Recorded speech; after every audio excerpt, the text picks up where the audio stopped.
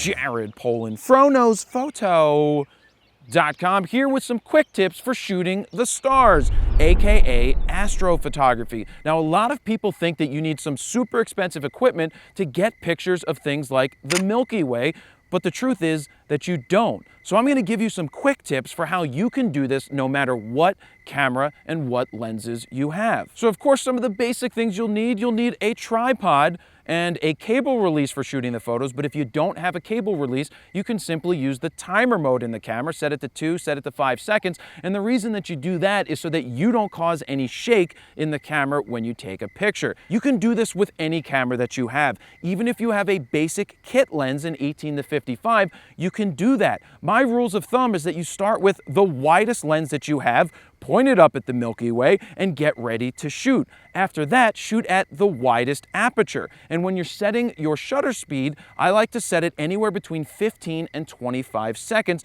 depending on where you're shooting and the light that you have. Now, the reason you do that and you don't want to go past 25 seconds is that anything longer than that, the Earth is turning, and then the stars start to get some blur. Now, you may be wondering, how do you focus on the stars? Well, you want to go to infinity, or depending on the lens that you're using, you may just need to tweak in and around the infinity sign. So just zoom in on the image after you take it and see if the stars are nice and sharp. And then where do you set your ISO? I like to set it anywhere between 3200 and 6400. Of course, a lot depends on the lens that you're using. If you're using an f1.4, you may not need to bump your ISO up as high, or if you're using an f4 or a 5.6, you may need to bump that ISO up higher. But remember, the wider the focal length, the easier it is going to be to get photos of the stars. If you start to try to zoom in with your lens, it's going to be much harder, and other rules apply.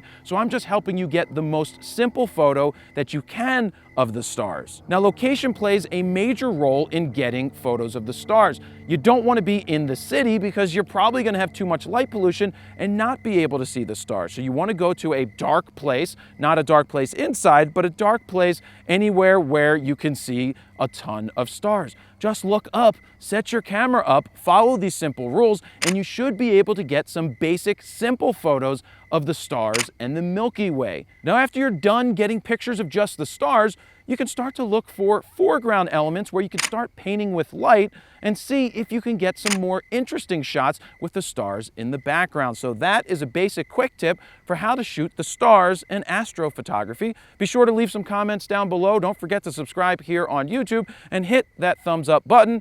And if you're on Facebook, give this a Sherry McSherrison. And that's it, guys. Jared Polin, FroKnowsPhoto.com. See ya.